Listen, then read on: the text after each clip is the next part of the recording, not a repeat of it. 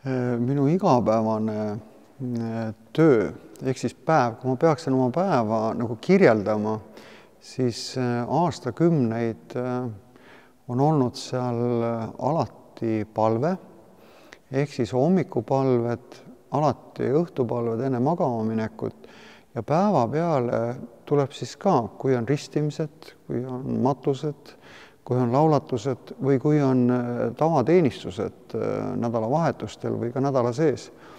Ehk siis palveelu on see, mis minu päeva kogu aeg saadab.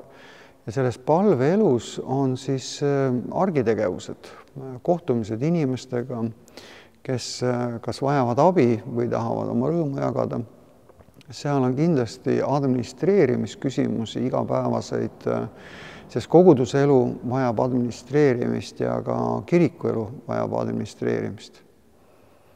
Ehk siis, kui ma nagu vaatan ajaliselt, siis see ärkvel oleku aeg oleneb siis päevast, jaguneb väga selgelt palvetegevuseks ja oma igapäevase toimetuleku administreerimiseks, mis on siis suunatud koguduse tegevusse ja kiriku tegevusse.